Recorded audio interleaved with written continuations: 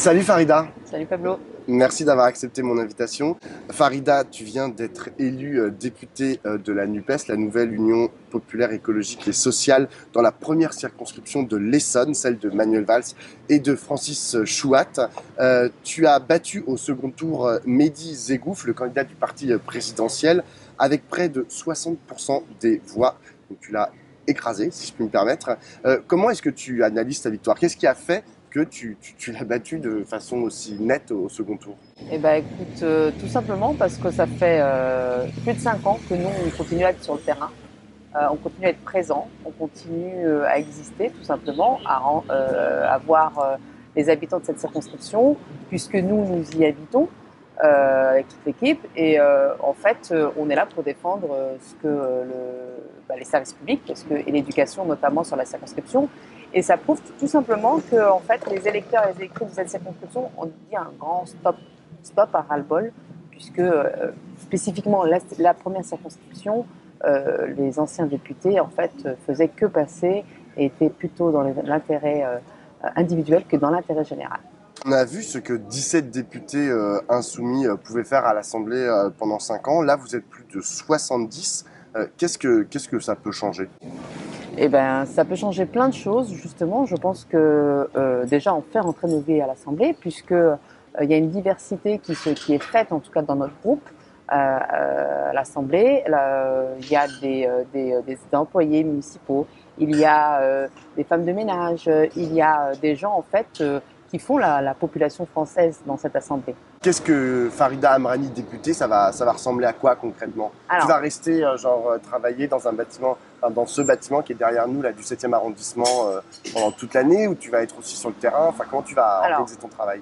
moi, je serai bien entendu parce qu'il y a un travail parlementaire à faire et il faut le faire. Bien au contraire, il faut remonter et pour enrichir ce travail parlementaire, moi, je travaille avec la base. C'est-à-dire la base, c'est les habitants de la circonscription. Il y a tellement de choses à faire sur cette circonscription qui a été abandonnée. Il faut le savoir, en fait.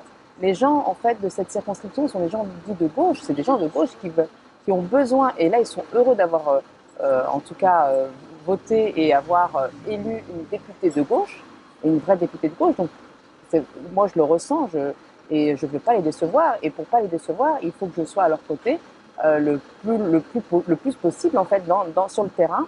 Et c'est par le terrain qu'on fera remonter les propositions de loi, bien entendu, les amendements. Parce que c'est ça qui est important. Défendre le service public, défendre l'hôpital, défendre l'éducation. Il y a plein de choses à défendre. On est une circonscription où l'emploi n'existe pratiquement pas. Il y a énormément de chômeurs, même si on dit que le chômage a disparu et qu'on est en plein emploi. C'est complètement faux. C'est une problématique dans notre circonscription. Et les transports. Moi, je prends le RER tous les jours pour venir à l'Assemblée et je le prenais déjà avant, mais on se rend compte des problématiques. Et j'ai pas de chauffeur de cette disposition, j'en veux pas. Et donc du coup, je suis là pour faire remonter les problématiques des habitants de notre circonscription et de trouver une solution avec eux. Et avec qui est-ce que tu vas mener ces combats? Je te dis ça parce qu'on est mercredi et ça fait 3 jours qu'on nous parle de fissures dans la NUPES parce que il y aurait des discordances autour du fait qu'il faille un seul groupe à l'Assemblée nationale ou plusieurs. Est-ce que tu vas travailler avec tes collègues écologistes? Alors moi, je communistes, travaille. En socialistes? fait, j'ai l'habitude plutôt de travailler de façon collégiale avec tout le monde, puisque c'est avec tout le monde qu'on peut faire avancer les choses. Donc moi, je n'ai pas de problème à travailler avec les écologistes, avec les communistes, puisque on fait partie de cette union qui s'appelle la NUPES. C'est comme ça qu'on a été élus, toutes et tous. Donc c'est important de le redire. Et donc on ne doit pas décevoir justement nos électeurs. Et donc je pense qu'il faut continuer sur ce chemin-là. À travailler tous ensemble. La fissure, en fait, il ne faut pas qu'il y ait de fissure. Il n'y en a pas pour l'instant, bien entendu, parce que c'est ce qu'on entend dans les médias, mais c'est complètement faux. On a fait notre rentrée hier tous ensemble.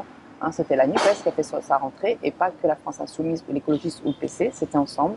Donc on va continuer comme ça. Quand tu dis quand tu dis j'ai envie de travailler avec tous et toutes, est-ce que ça peut inclure aussi une partie de la droite ou des macronistes? Parce qu'il y en a qui sont tentés quand on écoute le discours de certains à la NUPES, par exemple de Fabien Roussel hier, qui est député communiste du Nord. Il disait en gros que lui, il pourrait travailler avec Emmanuel Macron dans le cadre d'une union nationale si jamais Emmanuel Macron donnait les garanties tu vois, qu'ils pourraient travailler ensemble Non, mais quand je disais toutes et tous, attention, c'est avec le groupe, en fait, dans c'est la NUPES. dans la NUPES, dans le cadre de la NUPES. Parce on est d'accord sur des points d'un programme, je veux dire, c'est des choses, sur des choses bien concrètes. Par contre, le gouvernement actuel, et notamment les députés, les macronistes, pour moi, ils n'ont rien à voir avec nous, puisqu'ils ont été élus pour un programme, d'autant je ne sais même pas s'il existe leur programme, mais sur des propositions qu'ils ont, que nous, lesquelles on n'est pas d'accord. Par contre, s'ils souhaitent mettre le SMIC à 1 500 € tout de suite, s'ils souhaitent mettre en place la retraite à 60 ans, c'est des choses qu'on peut étudier. S'ils sont d'accord sur notre programme, bien entendu. Puisque notre programme, c'est le programme que les Français ont approuvé très largement. Ce dont tous les commentateurs politiques sur les chaînes d'information en continu et dans les journaux parlent, c'est le problème institutionnel aujourd'hui que constitue l'Assemblée, parce qu'il n'y a pas de majorité claire, il n'y a pas de majorité absolue à aucun groupe. Est-ce que le potentiel blocage en fait, qui pourrait découler de cette non-majorité, est-ce que c'est quelque chose qui t'inquiète? Genre, comment tu penses que ça va se résoudre? Ça m'inquiète pas plus que ça, puisque de toute façon, nous déjà, une chose est sûre, c'est qu'on a battu, et ça c'est le problème du président, entre guillemets, et de son gouvernement. Nous, on est là, on représente le peuple français. Le peuple français a tranché. Donc, il doit faire avec, en fait. C'est à lui de s'adapter, et pas à nous. Donc, nous, on va faire des propositions, et d'ailleurs, la première chose que doit faire ce gouvernement, c'est quand même demander à sa première ministre de faire voter, en fait, la confiance. Et moi, dans les discours que j'ai entendus, c'est pas du tout dans leur volonté. Et ça, c'est une première des choses. Nous, on demande qu'on vienne faire voter la confiance. Une question sur la place de Jean-Luc Mélenchon. On a vu qu'hier, il était très présent dans votre rentrée, alors qu'il n'est plus député. Il a aussi eu un rôle très important ces 5 dernières années, et notamment pendant la campagne présidentielle. Quelle place tu penses que pourrait jouer Jean-Luc Mélenchon à l'avenir? Est-ce qu'il doit se mettre en retrait, passer le relais, comme il l'a lui-même dit, hein, il a dit maintenant place aux jeunes, aux autres, ou est-ce que quand même tu penses qu'il doit avoir une place centrale dans votre galaxie? Après, c'est lui qui choisira la place qu'il veut, mais en tout cas, ses conseils sont toujours à prendre. Je veux dire, il a cette légitimité encore. Et nous, on souhaite, personnellement, je souhaite qu'il reste encore pas loin de nous et qu'on puisse continuer à travailler avec lui, parce que c'est quelqu'un, justement, c'est un visionnaire. Donc, tout ça, il l'avait un peu vu, et c'est grâce à lui qu'on en est là aujourd'hui, en tout cas. Dans un article du Monde daté d'aujourd'hui, Ruffin affirme qu'il ne faut pas devenir, je cite, hein, la gauche des métropoles contre la droite et l'extrême droite des bourgs et des champs. Toi, tu es vraiment typique genre de ce dont il parle, tu es élu de métropole.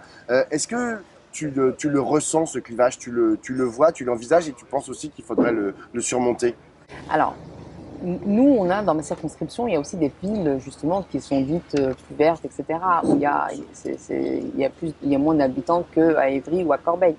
Ce clivage, en fait, les problématiques que Ruffin retrouve dans sa circonscription, c'est un peu les mêmes qu'on retrouve chez nous, c'est-à-dire on va retrouver les problèmes de services publics. Si on règle les problèmes de services publics, si on règle justement tout ça, je pense que ça va éviter d'avoir De mettre en opposition ces deux mondes. tout ça. Il ne faut pas qu'on le mette en opposition, parce qu'on a les mêmes problématiques. N'importe dans le pays, on aura toujours les mêmes problématiques. Et moi, l'analyse que j'en ai faite, c'est que ça découle notamment des services publics.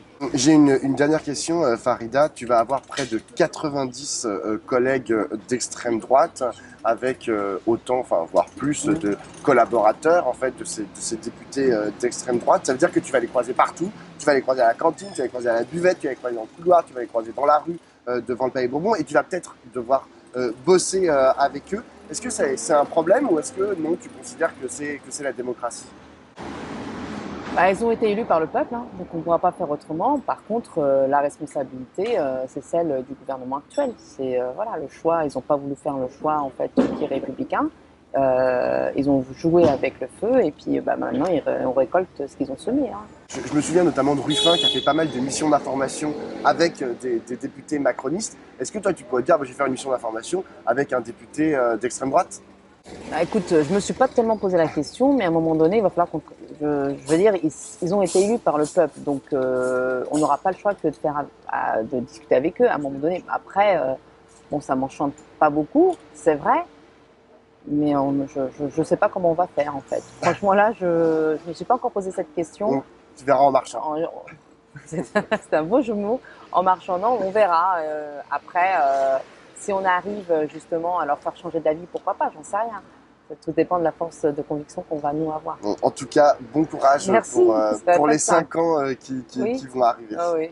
Merci à toi. Merci beaucoup Farida. Merci.